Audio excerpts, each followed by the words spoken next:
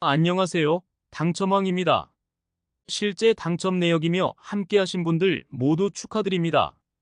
조합은 매일 무료로 드리고 있으니 편하게 문의 주세요. 구독, 좋아요, 알림 설정 한 번씩 부탁드리며 금일 분석 시작하겠습니다. 금일 유로파리그 페렌츠바로시 대말메 경기 분석 시작하겠습니다. 홈팀 페렌츠바로스는 키이우 원정을 승리하며 연승에 성공했습니다. 안더레흐트와 토트넘 등에 패하며 시작한 이번 유로파인데 16강 진출을 위해 나아가고 있습니다. 헝가리 리그 최고의 스트라이커인 바르가의 마무리가 안정적이었는데 트라오레와 카디 등 개인 기량이 출중한 윙어들이 찬스를 잘 만들었습니다. 이 경기에서 승리하면 중상위권 도약이 가능하기에 기회를 잡으려 할 것입니다. 원정팀 말메는 최근 연패 중입니다. 북유럽 팀 특유의 안정적인 최종 수비를 앞세워 경쟁력을 보여주는 팀인데 원하는 성적을 내지 못하고 있습니다. 그래도 아직은 기회가 남아있고 원정에서 선택과 집중을 할 것입니다. 텔린과 보테임 등 공격수들부터 상대 수비를 압박하는 운영으로 승점 추가에 나섭니다. 페렌츠바로스의 승리를 봅니다. 말메는 얀손과 웨슬러 등 장신 센터백들이 파워를 앞세워 상대 공격수의 문전 침투를 저지하려 할 것입니다. 그러나 안정적인 중앙 수비와 달리 측면 수비는 불안합니다. 트라오레와 카디가 스피드를 앞세운 돌파로 기회를 만들 페렌츠바로스가 경기를 주도할 것입니다. 금일 유로파리그 미트윌란 대 프랑크푸르트 경기 분석 시작하겠습니다. 홈팀 미트월란은 직전 경기에서 루마니아 팀인 부큐레슈티에 패했지만 대회 출발이 좋았기에 16강 안정권에 위치해 있습니다. 그러나 자칫 연패라도 당하면 20위권대로 추락할 수 있기에 남은 일정이 중요합니다. 이 경기는 홈이지만 카스티오와 올리버 등 중앙 미드필더들이 공격 전개보다는 수비 보호에 집중할 것입니다. 원정팀 프랑크푸르트는 재개된 분데스리가 경기를 승리하며 라이프치히를 제치고 리그 2위로 올라섰습니다. 승점 29점의 미넨이 독주 체제를 갖췄지만 6점 차로 추격하며 우승에 대한 의지를 드러내고 있습니다. 또 유로파에서도 풀젠전 무승부 이후 3연승에 성공하며 선두권에 위치해 있습니다. 부활한 마리오 괴체 외에도 마르무시와 에비메 등이 위력적인 공격 시너지를 내고 있습니다. 무승부를 봅니다.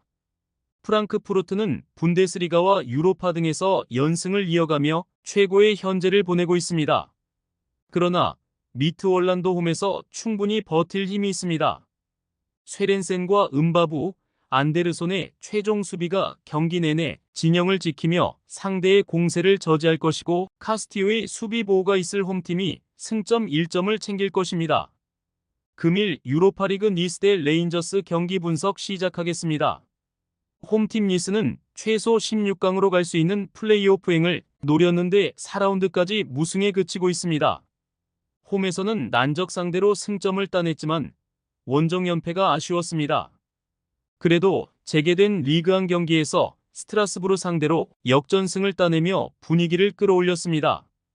바드와 루세 등 돌파 능력이 좋은 풀백들이 상대 수비를 흔들었고 은돔벨레가 돌아온 중원도 안정을 찾은 모습입니다. 원정팀 레인저스는 리옹에 패했지만 나머지 3경기에서 승점 7점을 따내며 상위권에 위치해 있습니다. 3승 1무팀이 많긴 하지만 나머지 일정에서 충분히 16강 직행을 노릴만 합니다. 단, 이번 일정은 원정이기에 무작정 공격에 기여를 올리긴 어렵습니다. 데저스와 체르니 등이 역습을 주도할 것이고 전체적으로 웅크린 운영으로 나설 수 있습니다. 니스의 승리를 봅니다. 레인저스는 휴식기 이후 첫 경기에서 리그 하위권 팀인 던디 상대로도 압도하는 경기를 하지 못하며 승점 1점 추가에 그쳤습니다. 중원의 지원 부족 속에 공격수들이 좋은 위치에서 볼을 점유하지 못하는 모습이었습니다. 은돔벨레와 로사리오가 중원에서 경기의 주도권을 잡을 것이고 게상과 라보르드가 공격을 이끌 리스가 유로파 첫 승을 따낼 것입니다. 금일 유로파리그 트벤테 대 위니옹 경기 분석 시작하겠습니다. 홈팀 트벤테는 아직 이번 대회 첫 승을 올리지 못했습니다.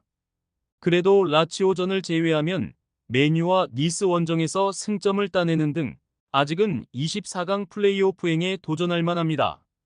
이 경기에서는 측면 수비수인 반 루이즈가 징계로 결장하는 악재가 있긴 하지만 살라, 에딘과 라타이프 등이 공백을 메울 수 있습니다.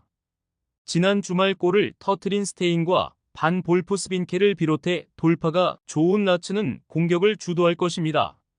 원정팀 위니용은 지난 시즌까지 유럽 대항전에서 충분한 경쟁력을 보여준 팀이었습니다. 그러나 두 시즌 동안 팀의 핵심 선수들이 많이 떠나며 전력이 다소 약해졌습니다.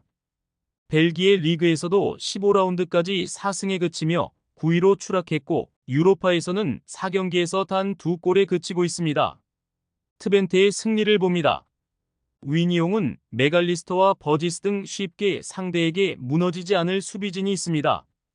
그러나 원정에서 트벤테의 수비를 확실하게 넘어설 공격수가 보이지 않습니다.